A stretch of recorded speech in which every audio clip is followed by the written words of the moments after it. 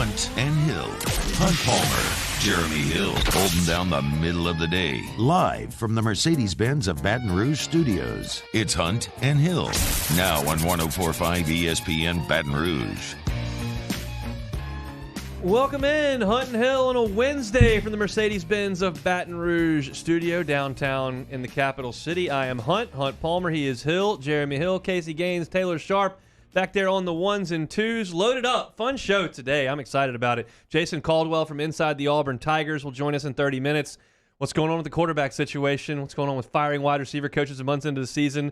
What does this Auburn team look like after a month? All that with Jason, who's joined me on the pregame show for 5 years now, so looking forward to talking with him. Kyle Williams, part of the 2022 Louisiana Sports Hall of Fame induction class. He will join us at the top of the next hour. A lot to get to with Kyle. Obviously played against Jeremy in the NFL, played at LSU about 20 years ago and had an unbelievable career, and is an awesome golfer, which I want to get to as well with Kyle. Shea Dixon from Go247 has been tweeting this morning about how big a recruiting weekend this is for LSU. So we want to get to that. We'll talk to Shea at 1:30 about what kind of atmosphere and what kind of visitor list LSU can put together on the first home conference game since the global pandemic. So excited to talk to Shea about that. Jay Hill, how we doing today? Doing solid, man. Jam-packed day today, ready to get this thing started. We'll start with that Ogeron on the SEC teleconference this morning. We always kind of get first crack at that because it's at 10 o'clock on Wednesdays, and we jump aboard 2 hours later. So he covered a number of topics, no earth-shattering news, but I think the story that has developed a little bit since he came on has been the story of John Emery, and that's going to be 8, Casey, if we can listen to that. There's nothing that we've heard yet from either one of them, and so we're going to continue to work them until we get a final answer.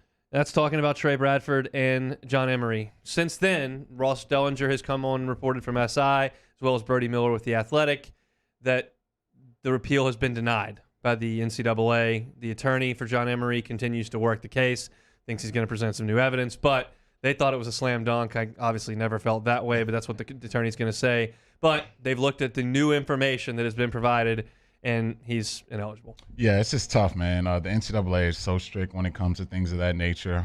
They want you to be qualified for, meeting the requirements that you have to be eligible, and when you fall short of that, they're not very forgiving. So I wish the best for John. I think his lawyer's fighting his tail off to try to get him in position to play this year, but right now it's just not looking very good.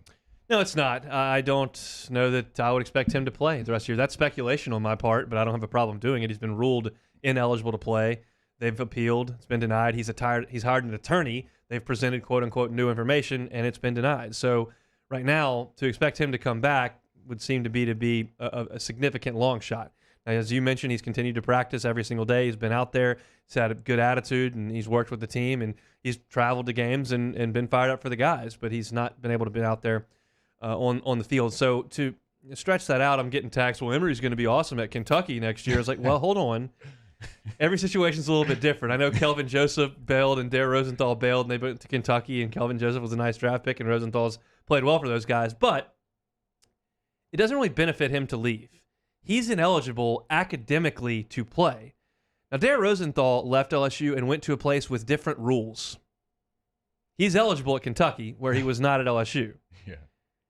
This is an NCAA. This is academics, and he's not eligible. Now, John Emery could enter the draft after this year. He's been at LSU for 3 years. He can come back and play once he gets his grades in order, which will probably take over a semester. So if he wants to play more college football and he likes it at LSU, there's no reason he can't get on the field faster anywhere else than he can here. So in my estimation, I don't expect him to go anywhere. Yeah, I mean, it's just a tough situation for him. I thought he was prime and poised to have a breakout season this year. He worked his tail off. You saw the improvements he was making, and then to get the news, a day before the UCLA game is just tough. And I think for people thinking he's going to transfer or whatever, I think not anyone knows what's going to happen but John and his family. That's something that the decision that they're going to have to make as a family. And once they do that, hopefully he stays back and comes to LSU for another year. But if not, you just have to cheer him on. But this is just a terrible situation. It's inexcusable on so many levels. You have your starting running back just not eligible for the season. That's just, to me, that just can't happen. Nope. A lot of blame to go around there. And again, the same thing I said, we found out about this 3-4 weeks ago. I don't know enough to know who to blame, but I understand the the situation as a whole, and I realized that there was some balls being dropped by multiple parties here, and I don't think there's any way around that. The other issue that people were getting to, speaking of starters and guys you expect to count on, Derek Stingley and Ed Ogeron kind of updated his situation. I think he's in the process of seeing a doctor this week. Maybe he's seen a doctor today. He flew out of town to see a doctor. So we haven't had any results. We haven't heard anything, but I think he's in the process of seeing a doctor today. Kind of, I think he's seen a doctor. It's just kind of maybe out of our hands. I think essentially what I think, as I can read the tea leaves, as I try to do when we hear Ed Ogeron, the doctors have evaluated him here at LSU. They have kind of given him what they think, and he's going to go get a second opinion. You're talking about a guy whose life future is altered by how the next 6 months go, 7 months go. We got to make sure they go correct, and we're going to get every bit of information we can get is kind of what I draw from that. Yeah, that's the first thing I heard the first day. They're going to get second and maybe a third opinion on what's going on. And it was kind of refreshing to know that it was something that he already had done and that he has familiarity with and that he's battled and recovered from before. So that gives me a little comfort. But at the end of the day, there's probably really no timetable right now. It's not looking good for me. If you ask me, I think he'll probably miss the next couple of weeks bare minimum. But hopefully it's good news, and maybe he can come back this season. I know he wants to battle with his teammates. He's so competitive, and I know his father talks about it all the time. So I know people want to throw that selfish narrative on D-Sting's name, but if he can get back to play this year, I know he's got to go and do that. I've spoken my piece on that. I think there's just there's a faction of fans, and I love their passion. I love passionate fans. It's what make this university great. The fact that people care, and they have opinions, and they want to win. And there's a faction that will take very, very, very limited information and form sweeping generalizations based on their opinion and their desire of the outcome. And when the outcome is not exactly what you want, you jump to that side of the fence and fire away. I'm not quite there, but it's just the nature of the beast. When you're a great player, people expect nothing but greatness from you and will question anytime they can. I mean, I've brought this up, but Alex Bregman went through an 0 for 20-something his sophomore year after he was the Brooks Wallace Award winner as a freshman, as the best shortstop in the country. He said, "This guy's overrated. He's got his eye on the MLB. They're not going to draft this guy high." And I'm sitting there going, "Folks, he cares a lot. He's trying as hard as he can. I think they're going to draft him." And the Astros took him second overall. That's just the way things go around here. So, I wanted to move on to the other topic. There was some good news on eligibility when you talk about names like John Trey Kirkland and Sony Fanua. Yeah, John Trey Kirkland and Sony Fanu are both eligible this week to play, which we're very happy. I'm very complimentary of both of those young men. They've practiced hard the last 4 weeks, and they're eligible. They're ready to play, and I'm excited about that. Those two guys are entering loaded position rooms in terms of depth. John Trey has watched breakout game by Deion Smith against Central Michigan, breakout game by Jack Besh couple of times, breakout game by Brian Thomas with 4 catches over the weekend, and oh, by the way, you still got Keishon Butte over there. He's entering a loaded room. Do you think that he'll get a chance to walk through that door and be in the starting rotation? Starting rotation may be a little too rich for me, but I definitely think he'll get some snaps. That's just something our coaching staff, they said. So I don't know why I'm acting so shocked when we get to the season and they're letting their guys play. They say we're 8 to 10 deep. Yeah, Biggie just said we're playing 10. And he didn't say that off the record. He said, you can write this. We are playing 10 guys. Yeah, so to me, it's like I think I should be shocked by this, but I'm not because he told me those exact words. So if you ask me now, I think John Trey is definitely going to go out there and get some snaps. I don't know how many because it's so many guys. I don't know how many targets because it's so many guys, but he's definitely going to play now that they have him back. Yeah, and that's, he's a leader. He's a veteran guy. He's made plays. No moment's too big for him. However, those young dudes, I'm going to have a hard time getting them off the field. I've said it last week. I included him in this deal. If John Trey's ineligible and isn't out there, if Jeray Jenkins is dropping 20-yard passes over the middle of the field, there's some young guys that are ready. And I'm just telling you, those guys are deserving of a lot of snaps. I think everybody is aware of that. The last thing on availability, and this will be 10, Casey, is talking about Big Glenn Logan. We think that Glenn Logan is perhaps going to do a couple of more things next week. I don't know if he's going to be ready. I was a little premature. I thought he was going to be ready, but the trainer says it'll take a little while longer. But next week, I think he better practice a little bit. I don't know if he better play.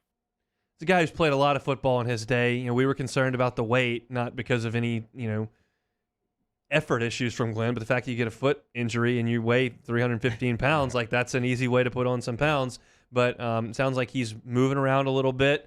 is able to be active and just needs to get back into football shape, which is, as I've heard you say, I've heard Jacob say, heard T-Bob say, the only way to do it is to get out there and play football. So hopefully we can see him sooner rather than later. Yeah, he looked good. I saw him over there at the facility earlier this week. He looks like he's in great shape, and so I know the wind capacity and cardiovascularly, he's got to be fine that way. It's just getting your feet underneath you, getting used to playing with the injury that you just recovered from, and just playing football, putting the pads back on, going with the offensive lineman, and doing all those things. So he's definitely going to be back. That's going to be a great defensive line. You pair him next to Mason Smith and Farrell and the bunch, Jaquelin Roy.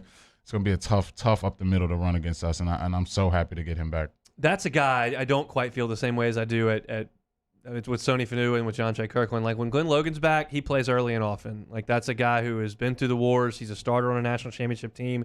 He's not the most disruptive guy in terms of tackles for loss, but he's a big man who's in the right place and can certainly occupy a lot of blockers in the interior of that offensive line. So that's a guy, he's in there pretty quickly once he's ready to go. So looking forward to hopefully getting him back and down the road a little bit. Kentucky would be a really good place to get him back with the running game that they've got and how physical they can be. But as Ed Ogeron said there, that's going to be kind of a tall order to ask him to jump in there and play quickly, but we'll see as we kind of move forward. So that's the availability talk from Ed Ogeron. Talked a little bit about Auburn. We'll get to that in the second half of this show, but we'll take a timeout. I wanted to do this with Jeremy. We're going to be really heavy on LSU and Auburn, as well as Saints Giants, and looking at the entirety of the football weekend on Thursday and Friday of this week. So I thought today was a good time to talk a little bit about Tom Brady's return to New England. Jeremy shared a huddle with him. It's the biggest story in the NFL this week. It's two of the legends of the game kind of reuniting and how Jeremy thinks it'll go. And then I'll have some thoughts as a fan as to what the emotions might be like for New England welcoming Tom back and what that environment might look like. So that's what we'll get to next on Hunt and Hill. Hunt Palmer and Jeremy Hill.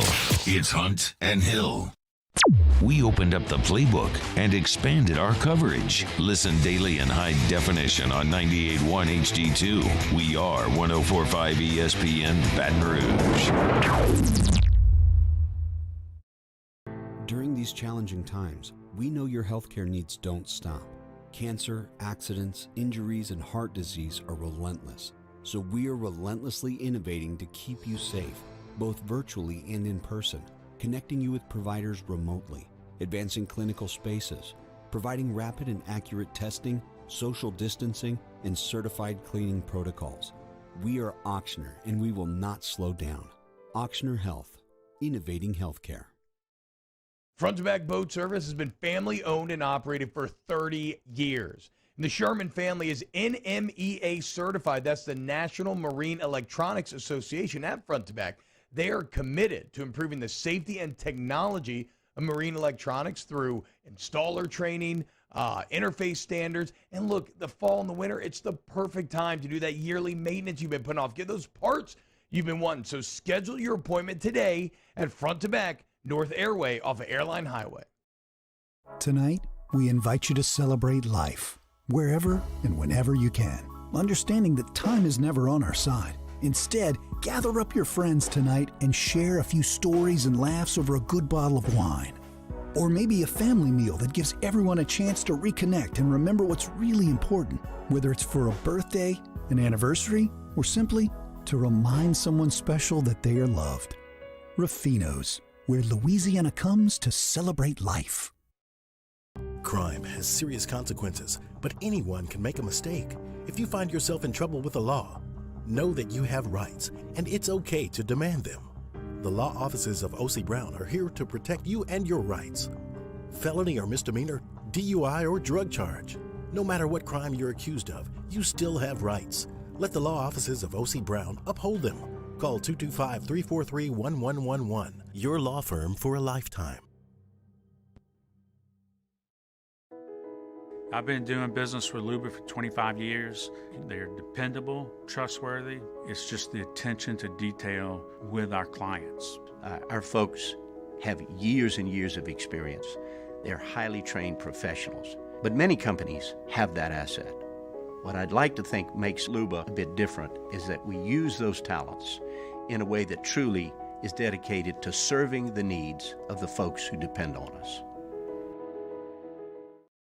Are you a licensed contractor? There's lots of good contractors in Louisiana doing work the right way, but unfortunately, too many unlicensed contractors are working outside the licensing requirements. Working as a contractor in Louisiana requires a license for the company doing the work. The Louisiana State Licensing Board for Contractors wants to help you get licensed to allow you to conduct work legally. It's not difficult to get the license. We can help you. Go to lacontractor.org for more information. Licensed contractors, it's the law. Gulf Coast Office Products is a nationally recognized Savin office equipment dealer based right here in Louisiana. Over 100 employees strong, Gulf Coast has the boots on the ground to support all vertical markets, from education, engineering, legal, and finance. With the latest in office technology, from desktop to production segment units, Gulf Coast and Savin have the perfect fit for you. Call 225-756-2644. That's 756-2644 for Gulf Coast Office Products. ServiceMaster Elite create clean, disinfected work environments. As a local business, we take pride in serving the New Orleans and Baton Rouge areas. Our cleaning protocols follow CDC and OSHA standards for healthcare settings, offices, senior living, restaurants, and industrial plants. Contact ServiceMaster Elite to get your operation ready for reopening with germ disinfection cleaning. ServiceMaster. Coming up on a Wednesday edition of Early Line, we talk Ole Miss, Alabama with our favorite Rebel alum, Ben Mintz of Barstool Sports. Plus, Tyler Moody of the Demon Sports Network joins us for some MLB picks. Join us at 2 p.m., 104.5 ESPN.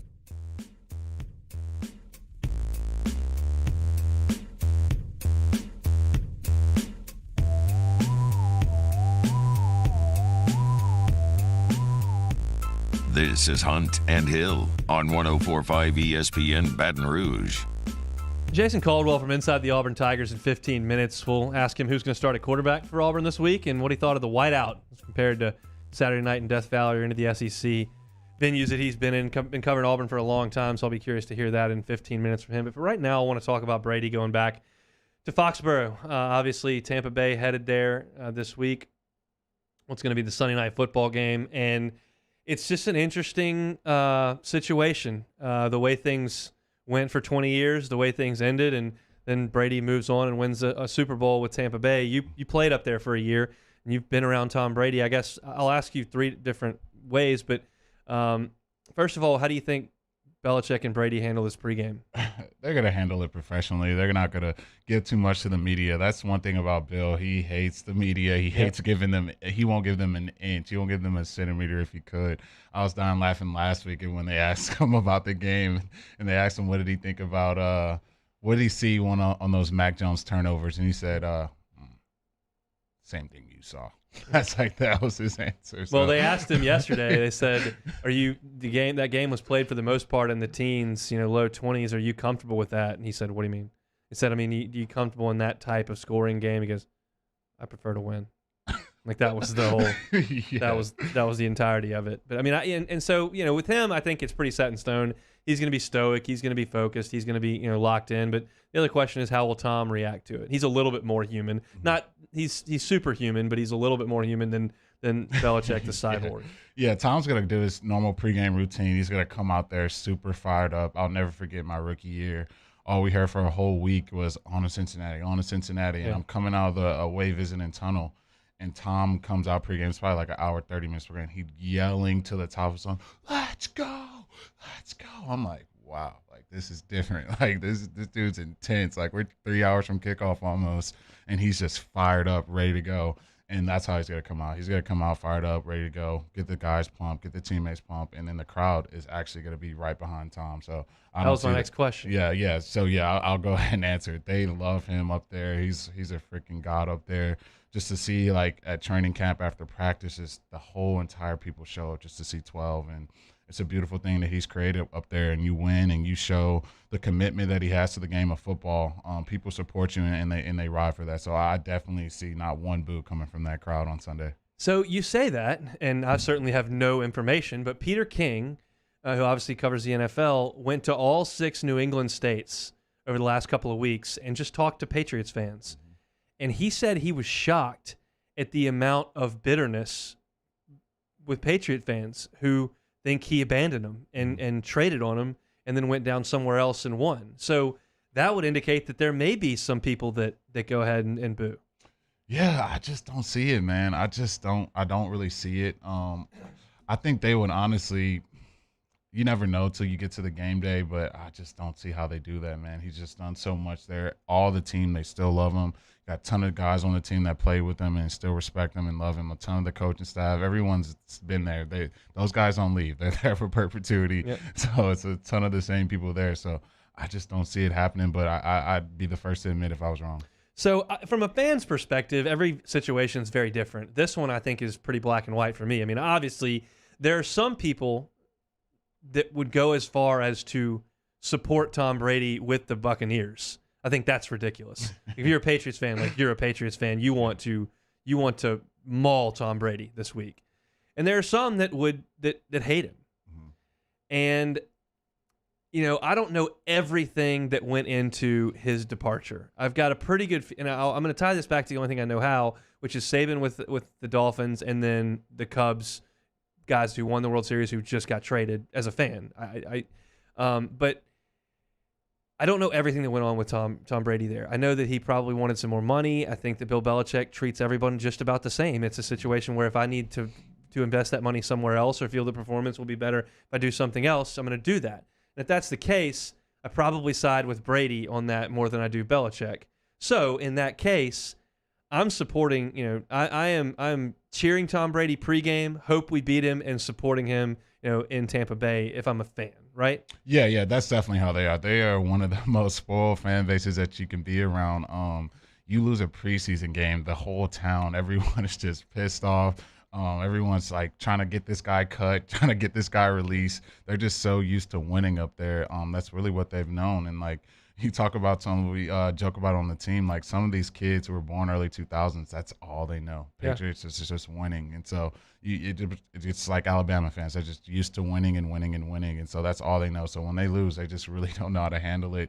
And so I can definitely see that. They'll be cheering Tom on, but they want those Pats to win for sure. So to bring it back home to here, it's people ask, the Saban conversation gets brought up all the time. And I know Matt has a take, you know, in his show a little bit later, and some people in the media aren't as passionate as me. I don't ever hide the fact that I'm just a huge LSU fan, and it's really important to me.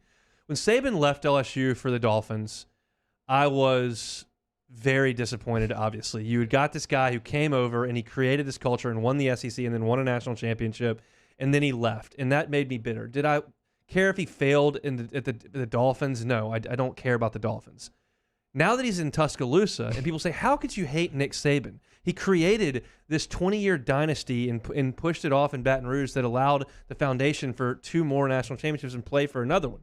And the answer is pretty simple, because he's made me miserable for 14 years. We beat him 3 times, and he's just dominated the sport. And I'm far enough removed to where I just detest even watching him because of how much misery he's inflicted on me.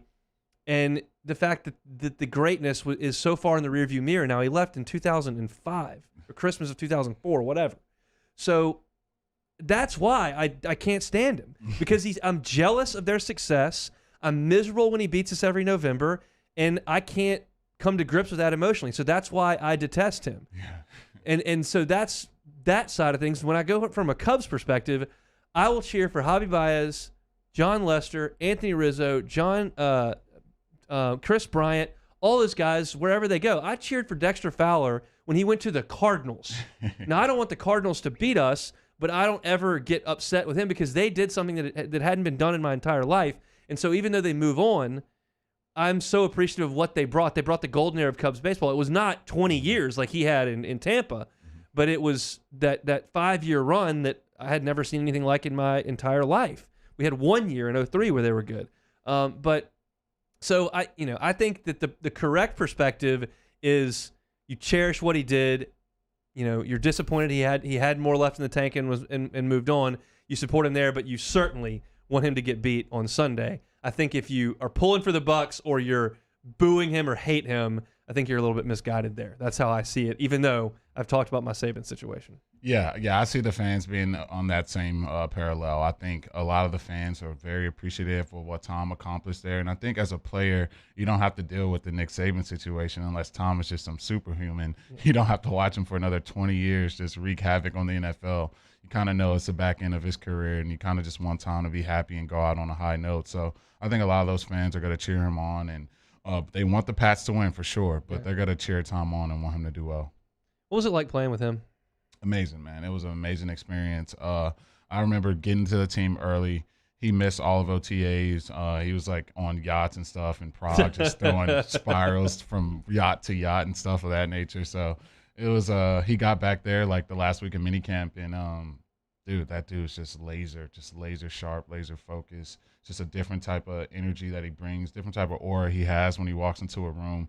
You just see all the heads turning towards his way. It's a different type of dude to be around. But I think the thing that to me that was the most humbling is that dude is so down to earth, man. I was his teammate for maybe a week. He already invited me to his house, met his wife, met the kids, had dinner with them. It's just, you never expect those things. I remember watching the Super Bowl when I was a kid when they played the Rams and cheering for the Rams because I was such a Marshall Faulk fan, to go in full circle. Now I'm at this dude's house just kicking it with him. So just a super down to earth dude and just one of my probably better teammates I've ever had.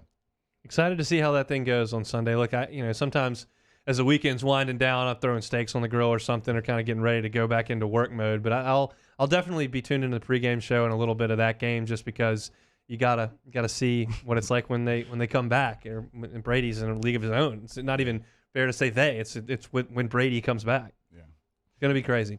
Jason Caldwell covers Auburn for Inside the Auburn Tigers. Got a lot of questions for him, including quarterback situation and what that whiteout was like. That's next on Hunt and Hill. Holding down the middle of the day. This is Hunt and Hill. In times of need, get a full list of phone numbers, websites, and other important emergency information on the Demco Stormwatch page at 1045ESPN.com. And our topic today is about savings. What is savings? Hancock Whitney isn't just a bank for our clients. We're investing in our hometowns, making life better for everyone. So keep dreaming. We've got your back. There it is, the extra mile, on the border of expected and extraordinary, for those willing to go further, like vans customized for work or play, with safety and tech to keep you connected. Supported by a 5-star sales, service, and finance team. And backed by the 1-star you know. So go the extra mile. It's never crowded, because so few have what it takes to go there. Mercedes-Benz Vans.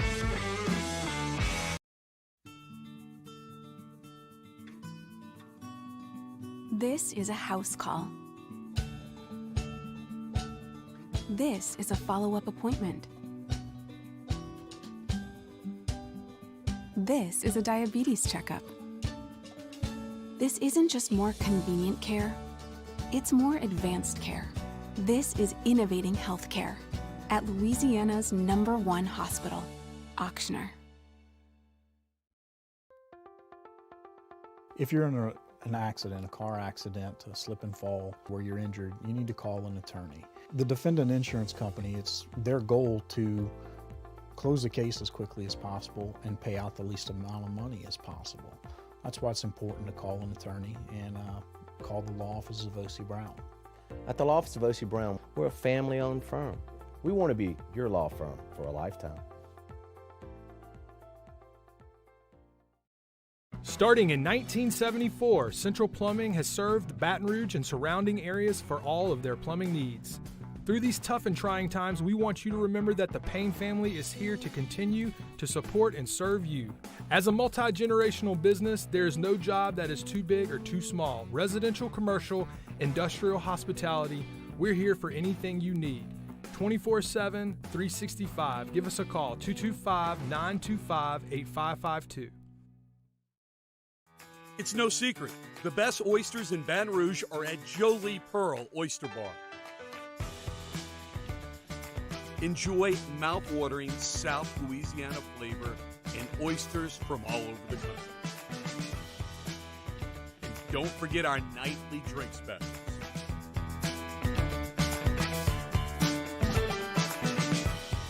Jolie Pearl Oyster Bar, located in downtown Baton Rouge.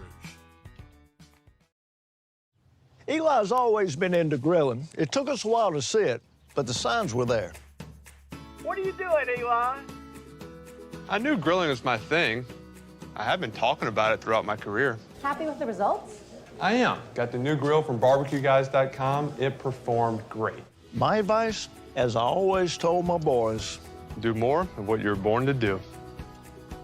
Barbecue Guys, for those who were born to grill. You want cheese on your burger, Pops? I'll take a little cheese. Front to Back Boat Service has been family owned and operated for 30 years. And the Sherman family is NMEA certified. That's the National Marine Electronics Association at Front to Back. They are committed to improving the safety and technology of marine electronics through installer training, interface standards. And look, the fall and the winter, it's the perfect time to do that yearly maintenance you've been putting off. Get those parts you've been wanting. So schedule your appointment today at Front to Back North Airway off of Airline Highway.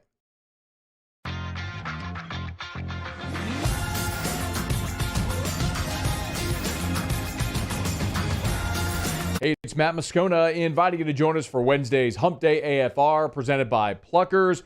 Former LSU and current Auburn quarterback TJ Finley joins us. Hopefully, you'll join us as well. 3 to 6, 104.5 ESPN Baton Rouge.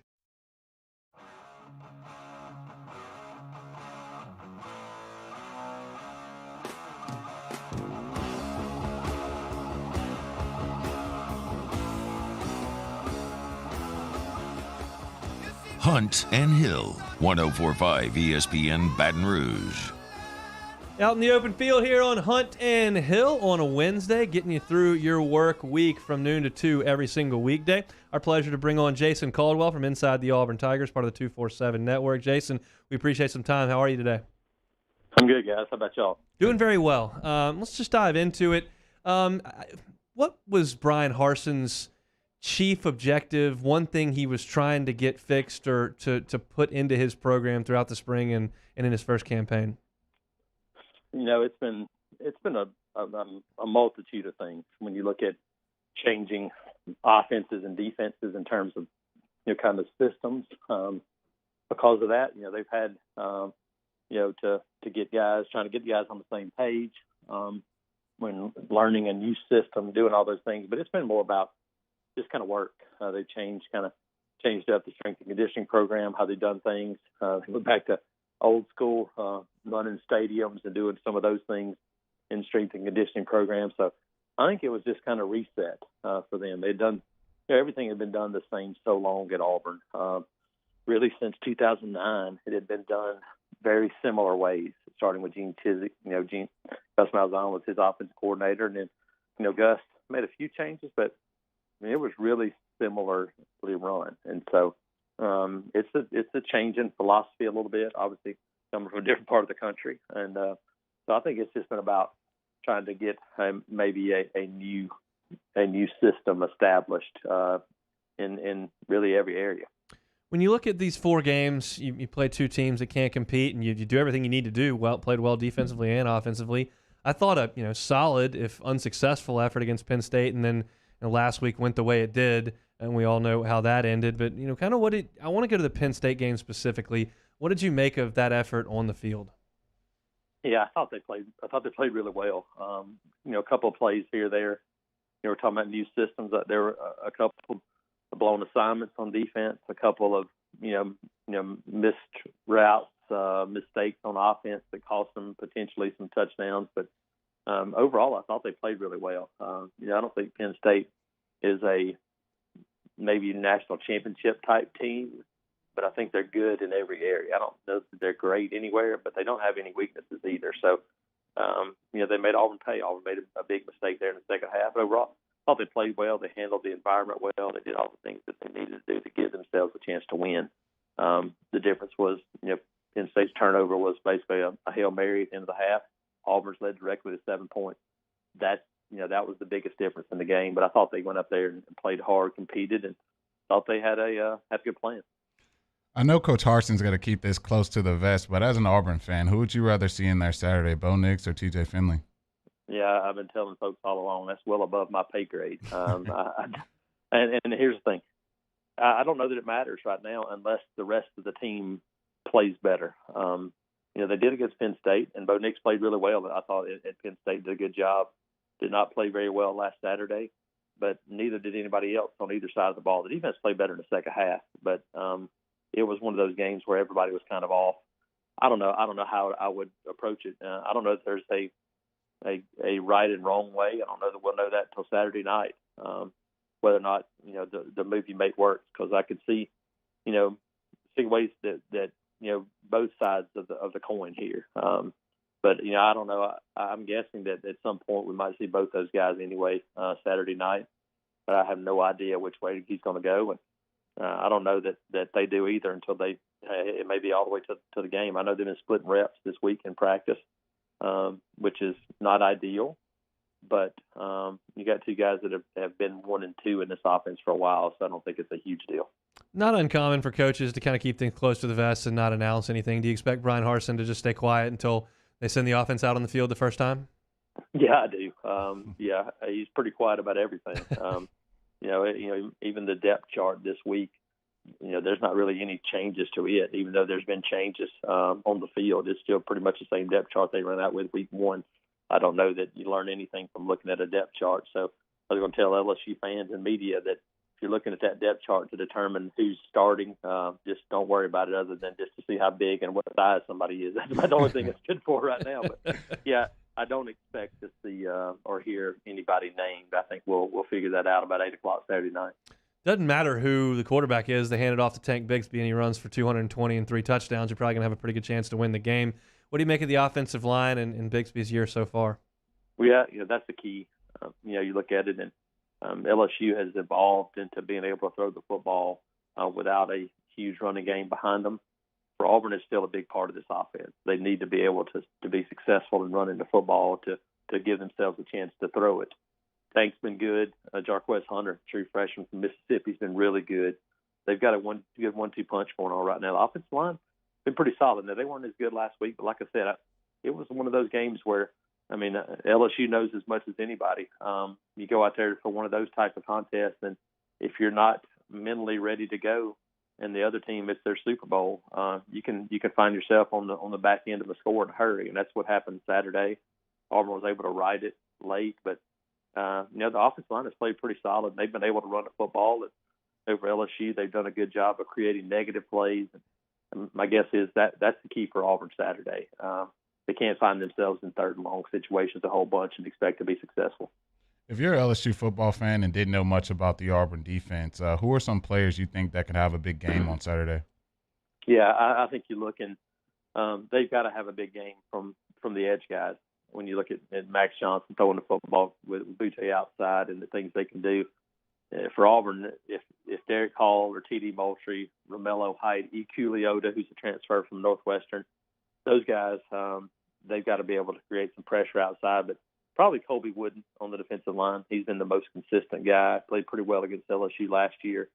And then, those two linebackers, in a game like this, it's hard to know how much they'll be involved.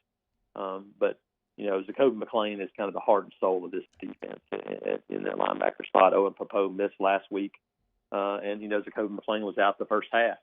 So they played without their two starting linebackers the first half of last week's game, and it made a huge impact for them. So those are the guys outside, and then you look at the corners. Roger McCreary's played a lot of football. Nehemiah Pritchett has played a lot. Jalen Simpson. Those guys will be asked to kind of carry the load, and this Derek Mason defense that has taken some lumps the first 4 weeks, just trying to get used to more of a zone look at times. They played some of that. I wouldn't be surprised to see them ramp back up to a little bit more man this week to see if they can create a little bit more pressure on a quarterback. A name you didn't mention, but I just love his name, and I want to hear a little bit more about him. But how about Smoke Monday? What a name on that guy. Yeah, Smoke Monday's a guy that is a big play guy. Can have some issues in coverage at times because he's not a 4-3 guy, but he is instinctive and he makes big plays, and he's really good in goal line short yardage situations. A lot of his interceptions have come either going in or coming out in those red zone situations, and so Smoke's a guy that's one of the leaders for this team on defense. Definitely one of the emotional leaders, and he's played a ton of football, and he'll be a guy that will be a really important piece Saturday, because they've had some alignment issues at times, and getting lined up and ready to go for this LSU passing game is going to be one of the biggest keys. Jason Caldwell from Inside the Auburn Tigers is our guest. A couple more for you, Jason. What did you make of firing a wide receiver coach a month into the first year of the Harsin era? Yeah, it was interesting. Yeah, to say the least. Just getting to know Brian Harsin a little bit, I'm not real surprised. He's a guy that's straight ahead, no nonsense. Let's go. And I think he's looking for those guys from basically from hearing him talk this week. The little things that you can control, it didn't feel like they were being done well enough, whether that's alignment, stance, the things they're doing. I think he wanted more out of that. And he's got a guy that's experienced in Eric Kiesau that coached with him at Boise State, a guy that's coached Deshaun Jackson and a bunch of these guys, John Ross at Washington. He's got a litany of receivers that he's coached over the years, and he now slides into that role as a veteran influence. And I think they're looking for those guys just to be more aware than they've been early on. That was the question in my head since the spring. I thought that was the biggest hole for Auburn was wide receivers because of lack of experience. They haven't played well so far, and I guess you can see if a change to a little bit more experience can help those guys take a step forward. Lastly, you've covered Auburn a long time, been to Iron Bowl, Saturday night in Death Valley, Gainesville, wherever in this league. You went and saw white out at Penn State. How does it compare? It compares. That one environment was very comparable.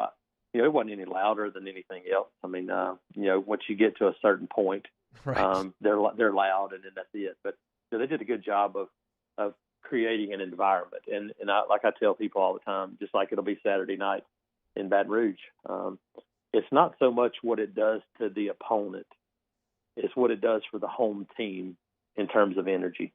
It did a lot for Penn State.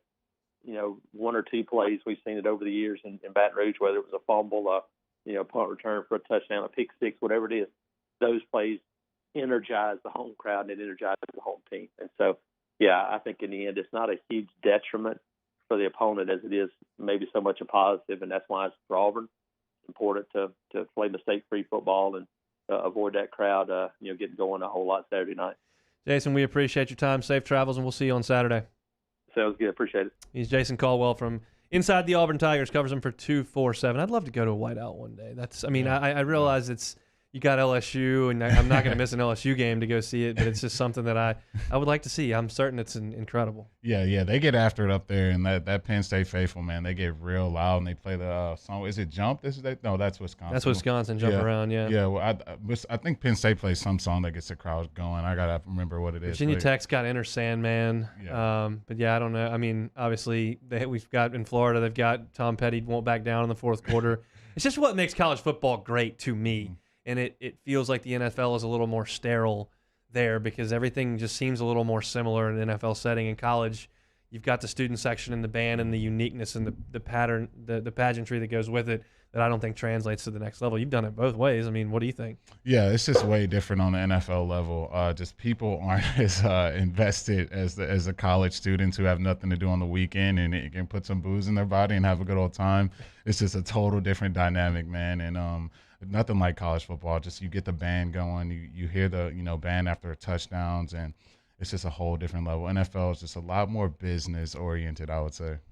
Collegiate baseball ranked LSU's incoming signing class for this coming spring. We'll talk about that next on Hunt and Hill.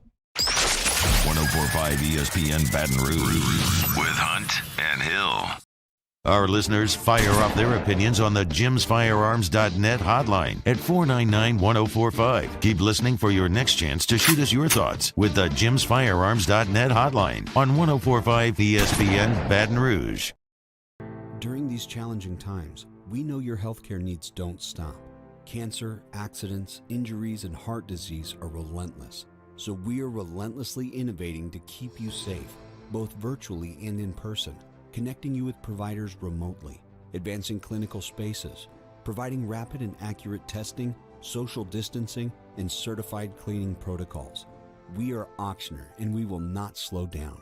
Auctioner Health, innovating healthcare. Tonight, we invite you to celebrate life wherever and whenever you can, understanding that time is never on our side. Instead, gather up your friends tonight and share a few stories and laughs over a good bottle of wine. Or maybe a family meal that gives everyone a chance to reconnect and remember what's really important, whether it's for a birthday, an anniversary, or simply to remind someone special that they are loved. Rafino's, where Louisiana comes to celebrate life. Crime has serious consequences, but anyone can make a mistake. If you find yourself in trouble with the law, know that you have rights, and it's okay to demand them. The law offices of O.C. Brown are here to protect you and your rights. Felony or misdemeanor, DUI or drug charge. No matter what crime you're accused of, you still have rights. Let the law offices of O.C. Brown uphold them. Call 225-343-1111. Your law firm for a lifetime. I've been doing business with Luba for 25 years. They're dependable, trustworthy. It's just the attention to detail with our clients. Our folks have years and years of experience. They're highly trained professionals, but many companies have that asset. What I'd like to think makes Luba a bit different is that we use those talents in a way that truly is dedicated to serving the needs of the folks who depend on us. Are you a licensed contractor? There's lots of good contractors in Louisiana doing work the right way, but unfortunately, too many unlicensed contractors are working outside the licensing requirements. Working as a contractor in Louisiana requires a license for the company doing the work. The Louisiana State Licensing Board for Contractors wants to help you get licensed to allow you to conduct work legally. It's not difficult to get the license. We can help you. Go to lacontractor.org for more information. Licensed contractors, it's the law. Gulf Coast Office Products is a nationally recognized Savin office equipment dealer based right here in Louisiana. Over 100 employees strong, Gulf Coast has the boots on the ground to support all vertical markets, from education, engineering, legal, and finance. With the latest in office technology, from desktop to production segment units, Gulf Coast and Savin have the perfect fit for you. Call 225-756-2644. That's 756-2644 for Gulf Coast Office Products. ServiceMaster Elite create clean, disinfected work environments. As a local business, we take pride in serving the New Orleans and Baton Rouge areas. Our cleaning protocols follow CDC and OSHA standards for healthcare settings, offices, senior living, restaurants, and industrial plants. Contact ServiceMaster Elite to get your operation ready for reopening with germ disinfection cleaning. ServiceMaster Elite, the trusted choice in professional cleaning since 1996. Starting in 1974, Central Plumbing has served Baton Rouge and surrounding areas for all of their plumbing needs. Through these tough and trying times, we want you to remember that the Payne family is here to continue to support and serve you. As a multi-generational business, there is no job that is too big or too small. Residential, commercial, industrial, hospitality, we're here for anything you need. 24/7, 365. Give us a call, 225. It's week 5 in the prep football season. We get you started Friday night at 6 with Louisiana Prep Preview. Catholic High and Lafayette Christian kick off at 7, immediately followed by a full 2 hours of the Louisiana Prep Scoreboard Show on YouTube, CST, and 104.5 ESPN Baton Rouge.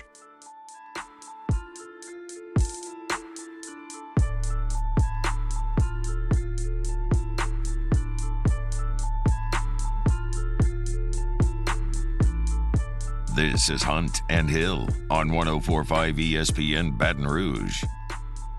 Closing out hour number 1, thanks so much to Jason Caldwell from Inside the Auburn Tigers for jumping aboard. You'll hear from him once again on Saturday evening as he comes into Baton Rouge. He'll join me on set for our LSU Game Day presented by CST as we get ready for LSU and Auburn this weekend. He's done that for about 5 years. I always enjoy having Jason on. He does a very, very good job covering Auburn, has done that for a very, very long time. Wanted to get to this story here as we close out hour number 1 briefly. Collegiate Baseball says that LSU has the number 6 recruiting class in the nation.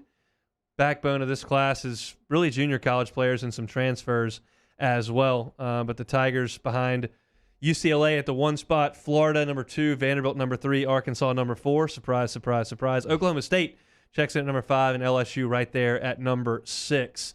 Really, when you're talking about a baseball signing class, sure, depth is a great thing, but you want some star power, especially when LSU is bringing back as much of a core as they are from a team that made a super regional.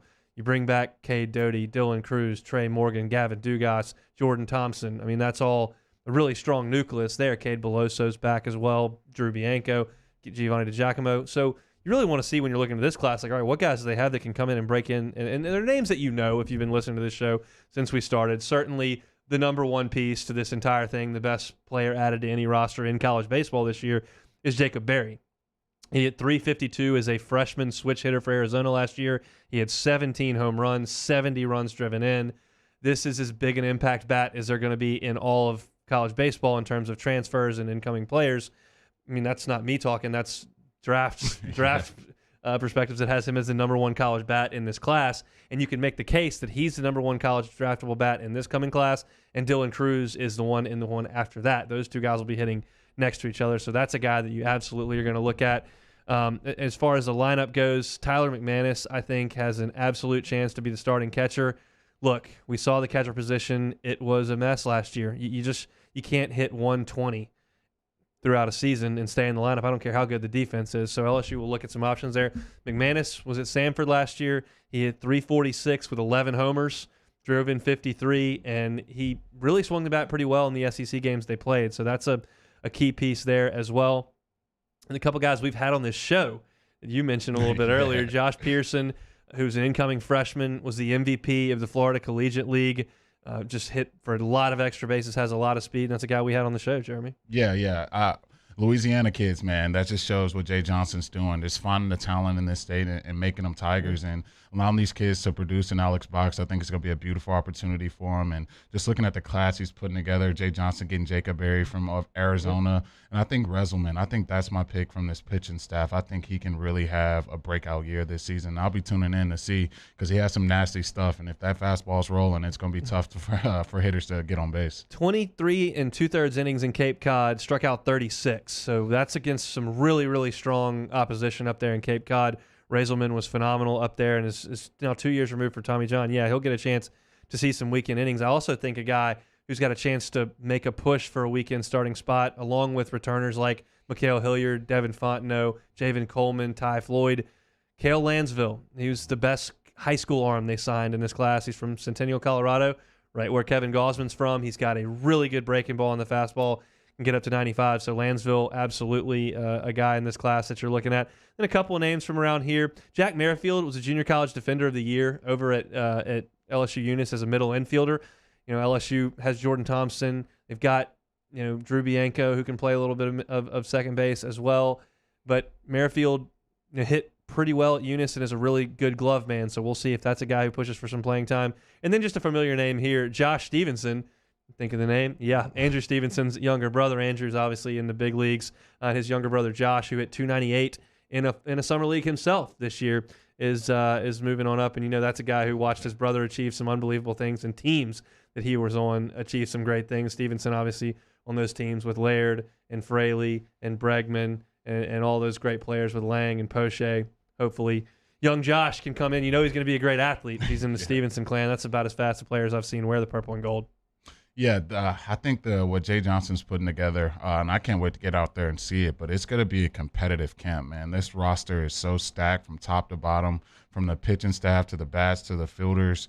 Man, I wonder what 11's going to be out there, man, because it's so many guys. I'm sorry, 9. Yep. It's going to be 9 scholarship guys. Numbers in your head, 11.7. Yeah. It's 9 guys. But, yeah, I want to see because the more and more I look at this class that he's bringing in with the transfers and the freshmen, it's some talent, man. So I can't wait to see how he puts it together. They got their hands full. They're going to Fayetteville. They're going to Nashville. They're going to Gainesville. They're going to Starkville. A lot of villes there and a lot of places where it's very tough to play. So this Tiger team's going to have it all together when they get out there. So we can't wait to get out there in the fall and check these guys out. So that's going to just about wrap things up for the first hour of a Wednesday show. We cranked things up with the Ed Ogeron teleconference, talked about some availability things. You can go back and listen to those on YouTube or on demand, 1045ESPN.com. Chatted with Jeremy a little bit earlier about Brady going back to New England and what he expects that to be like. That's going to be a story that's huge this weekend, but certainly as we get into Auburn and LSU and then, of course, the Saints and the Giants, that'll kind of take a back seat down here. So I wanted to get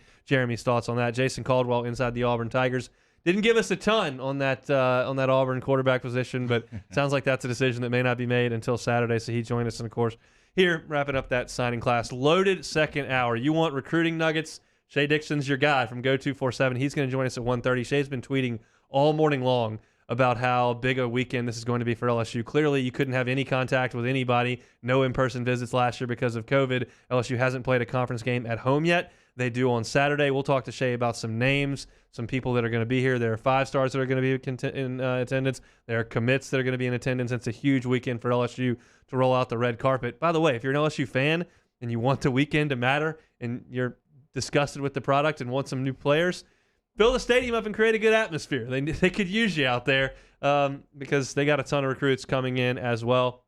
But really excited to kick off hour number 2. Kyle Williams, former Tiger, former Bill, former All-Pro, going into the Louisiana Sports Hall of Fame. I want to talk to Kyle about his time in Baton Rouge, his time in the NFL, and his golf game a little bit as well. So that's going to come up to lead off our second hour. We've made it halfway through this week.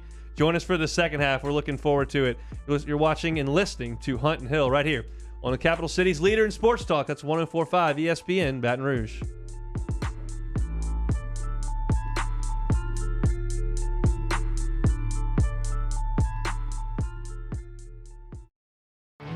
There it is, the extra mile, on the border of expected and extraordinary for those willing to go further, like vans customized for work or play, with safety and tech to keep you connected, supported by a 5-star sales, service, and finance team, and backed by the 1-star you know.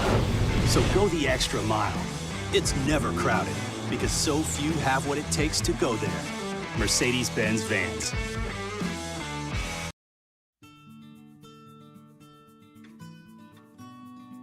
This is a house call. This is a follow-up appointment. This is a diabetes checkup. This isn't just more convenient care, it's more advanced care. This is innovating healthcare at Louisiana's #1 hospital, Ochsner. If you're in an accident, a car accident, a slip and fall where you're injured, you need to call an attorney. The defendant insurance company, it's their goal to close the case as quickly as possible and pay out the least amount of money as possible. That's why it's important to call an attorney and call the law office of O.C. Brown. At the law office of O.C. Brown, we're a family-owned firm. We want to be your law firm for a lifetime. It's no secret. The best oysters in Baton Rouge are at Jolie Pearl Oyster Bar. Enjoy mouth-watering South Louisiana flavor and oysters from all over the country. And don't forget our nightly drink specials.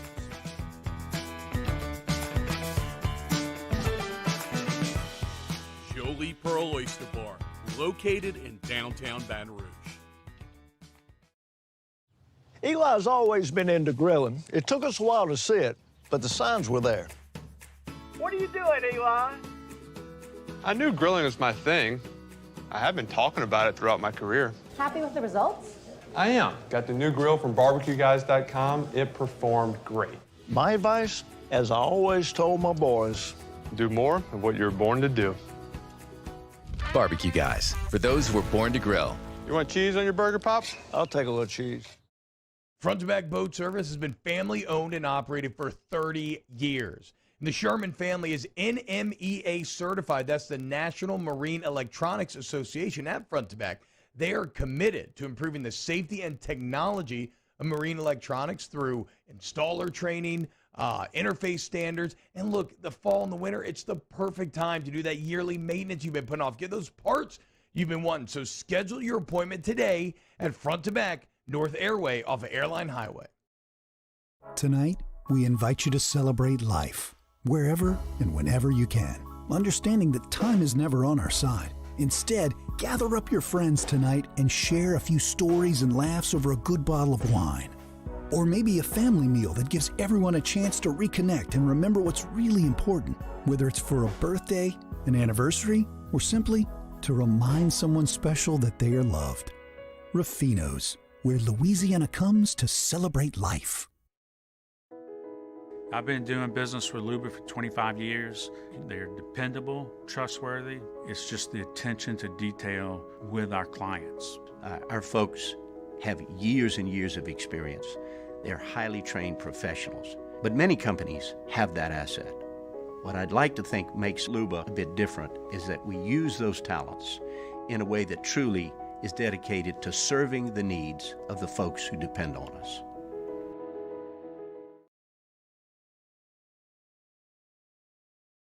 And injury lawyers.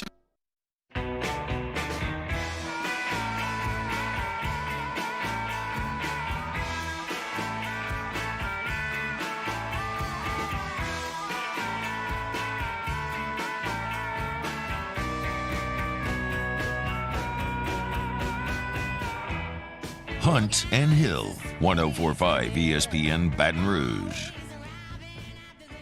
Hour number 2, Hunt and Hill. Appreciate Jason Caldwell joining us in the first hour. Shea Dixon in 30 minutes from right now. Today, 2022 Louisiana Sports Hall of Fame class, it was announced, and it's a star-studded class. Eric Andelsek, who played here at LSU on the offensive line, Steve Duhon, Jari Evans, Saints great on the offensive front for that Super Bowl team. Susan Jackson, Brittany Sneed, who played softball at LSU and was a star. Tony Robichaux, former head baseball coach over at Louisiana Lafayette. And our next guest, Kyle Williams, were inductees into the class.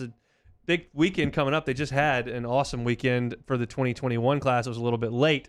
But coming up here in this 22 induction class, there are some great events that we want to pass along. The Louisiana Sports Hall of Fame Fall Golf Tournament is November 15th and 16th at LaBerge and U Club. It'll be sponsored by Relief Windows. On the 15th, they'll have a taste of LaBerge of $25,000 putting contest. You can meet the celebs in the class entries. That's on the 15th. And the 16th, a 10 a.m. shotgun start. There'll be tons of food and drinks. You can win a Mercedes, make a hole-in-one. That'd be a good deal, Jeremy. Maybe you ought to get ready, play some golf, go win a Mercedes. There'll be a guest DJ spinning hits all day near the clubhouse. It's all for a great call. So if you want to register for those events, you can go to lasportshall.com. Again, that's lasportshall.com.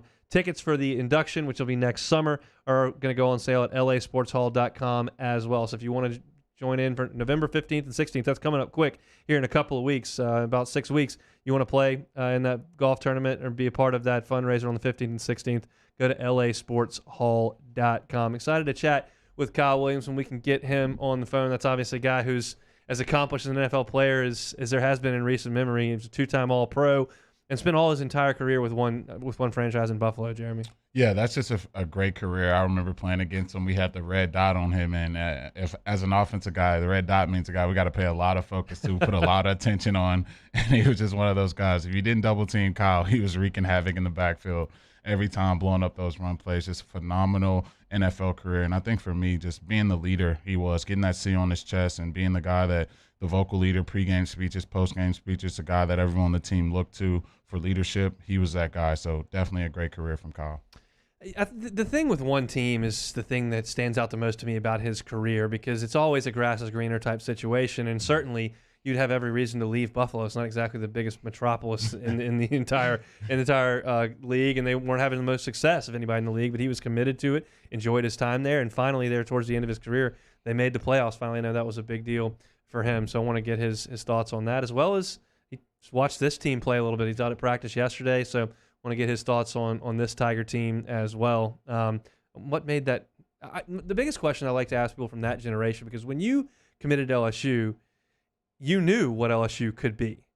When he committed to LSU and came to LSU, you didn't know. And then immediately following his commitment and enrollment into LSU, you had the greatest 20-year run in the history of the school, where you won 3 national championships and played for another one. That didn't seem possible to a lot of people at that time, but I'm wondering if somebody who was on the inside of it being built could have seen the sustained success that they had. Yeah, it took some faith back then, because LSU, we just weren't the powerhouse that we were. We weren't nationally ranked in the top 10 year in and year out. It just wasn't happening at the time. So for those guys and Coach Saban to put those classes together, you go back and look at some of those classes that he put together back then, just so much talent on those classes, and those guys really put that together and got a national championship out of winning the SEC out of it. and it really just started the culture and tradition down here in Baton Rouge. So Kyle's a big part of that. I know we were talking to C. Webb about it, how they started the DBU thing. Kyle was part of that, those great D lines that really started the tradition of LSU being a powerhouse in this country. Trying to lick up with Kyle Williams right here. I think for that 2017 Bills team he was on kind of started the ascent up. And right now, you can make the argument they're as good a team as there is in the NFL. I don't know if anybody would be picking them first, but the last 2 weeks they've been really good. I picked them to win the Super Bowl. And with the way that Josh Allen's playing, I wonder if Kyle kind of saw that coming as well. It's odd that you look at his career and you say, man, he ascended to the top of the mountain at LSU, obviously on that 03 team, but saw it got better and better and became such a powerhouse. And then I wonder if he saw the same things he saw in Buffalo. That would have been tough to look for, but it's the same things that he saw in Buffalo. Yeah, I wouldn't say it, man. I was one of those people kind of, not too high on Josh Allen. I thought there were some other quarterbacks in that draft who were better, Lamar Jackson being one of them. And I just didn't know. And then he just made that leap that you love to see, just on his feet with his arm, always looking downfield, finding receivers. And I think what their front office did was bringing in Cole Beasley, bringing in Stephon Diggs, and even in bringing in Emmanuel Sanders this season are all weapons that he's going to use a lot. And I love that the tight end Knox, he's one of the more underrated tight ends. So that offense is super high-powered. The Steelers did a great job week 1, but they seem to have found their roles, found their stretch, and they're going to be tough to stop. While we're trying to hook up with Kyle Williams, we'll change gears just a little bit here and move to what I had for the next segment. And we'll see if we can get Kyle here. This Bo Nix, TJ Finley discussion. I think there is a sentiment with a lot of people. Obviously the grass is always greener when you're a fan looking towards the backup quarterback. And so that goes for Auburn fans. But around the SEC, that Bo Nix is terrible. And they got to move on from Bo Nix, and they can't win with Bo Nix. And I will agree that he's had some games that have been brutal. He's made some decisions that have been brutal. And some of the times he does some things that make you think, God, that's just such a bad decision.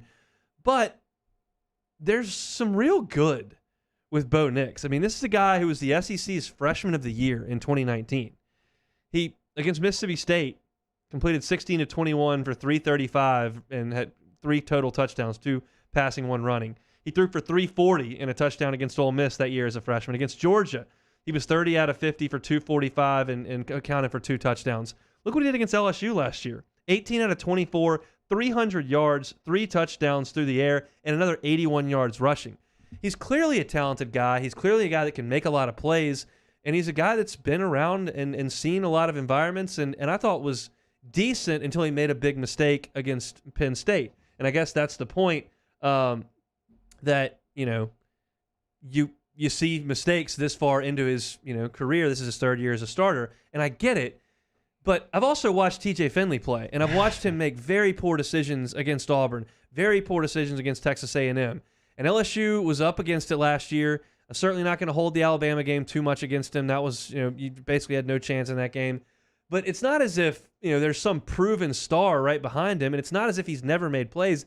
I would make the argument that Bo Nix is a pretty decent quarterback. I get this. I just feel like the entire narrative around him is negative, and I just don't feel that way. Yeah, that's how I felt going into the season. I thought he would make that leap, and they started out pretty hot the first 2 weeks of the season. I don't think Bo's thrown an interception all this year, which is crazy to say, but he's taking care of the football, and that's really what you really want, especially if you have the running game that they have with Hunter and Bigsby back there. So I think Nix, I thought he would definitely be one of those guys like having the season Corral or someone else was having. Not quite there yet. But he's definitely not just a straight scrub. If he's had too many games in the SEC where he's had days on defenses and he's won those football games. So you definitely have to respect him coming into town because he's just not going to roll over and just let you pick him off all day. You mentioned the taking care of the football. He set the Auburn record, 251 passes without an interception, which, flies in the face of this guy who's just running around throwing it all over the place. Like, he's been fairly calculated. Look, do I think he's going to be the first pick in the draft to win the Heisman? No. But do I think he's totally dysfunctional as a quarterback? I don't. Certainly not the way he ran it up on LSU last year. So, look, I think Finley's got some ability. He's certainly not as mobile. He's got a stronger arm. But, I watched TJ Finley in some hostile environments last year. Well, not even that hostile because it was COVID, but against some good teams on the road, I should say. and the results weren't great. He was at his best when they were playing South Carolina and running it for 10 yards a carry, and he took care of the ball and did enough in that game. And I think TJ's got some ability, but if I'm Auburn, I'm going with Nix. Like that's where I'm sitting. Yeah, I watched it when TJ came in the game, and he got some lucky breaks on his way, incomplete pass that they reversed and turned into a complete pass, and even the touchdown pass that he threw. You're not supposed to spin out like that as a quarterback, and he spent right into a free rusher.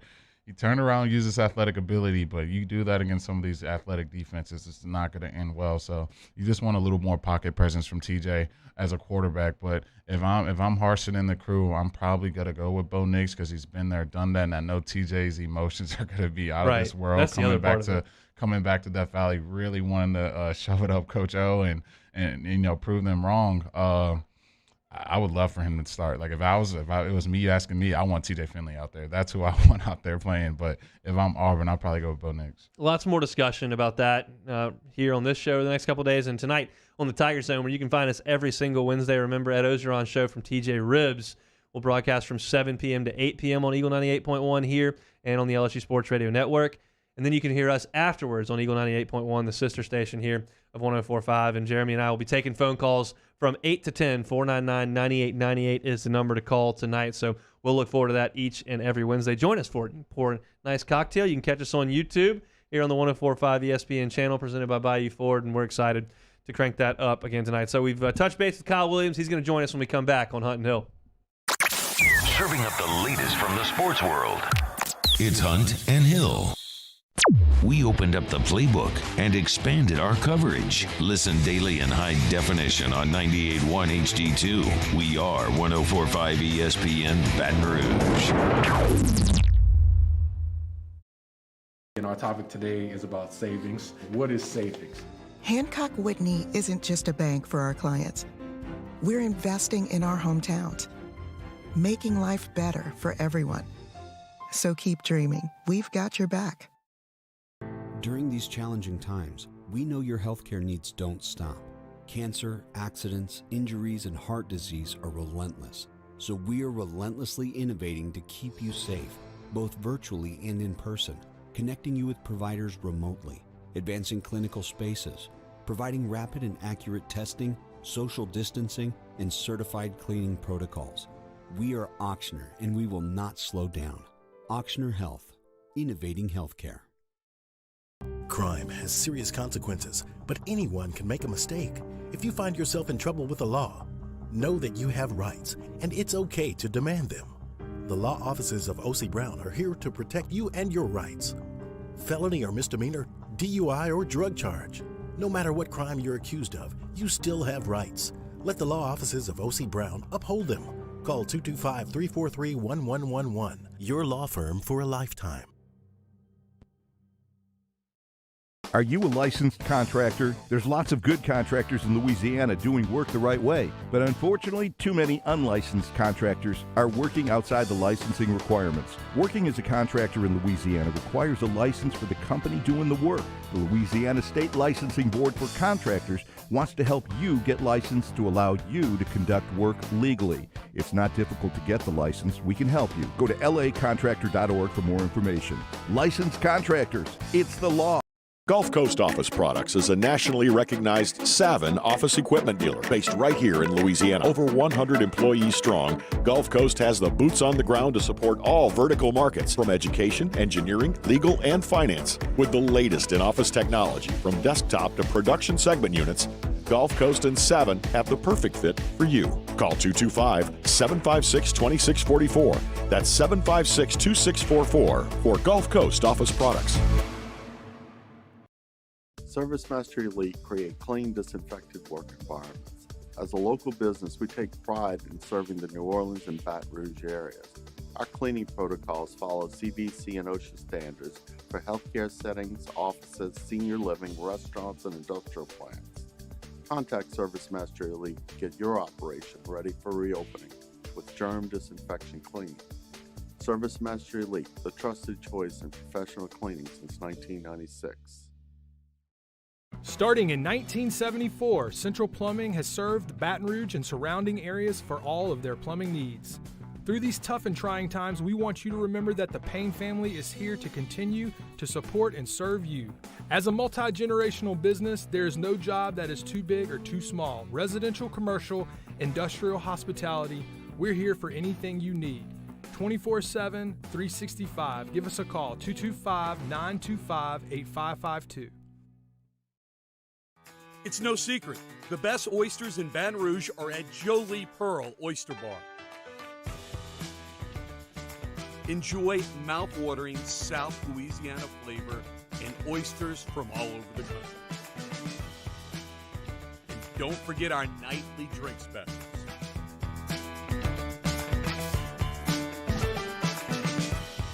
Jolie Pearl Oyster Bar, located in downtown Baton Rouge.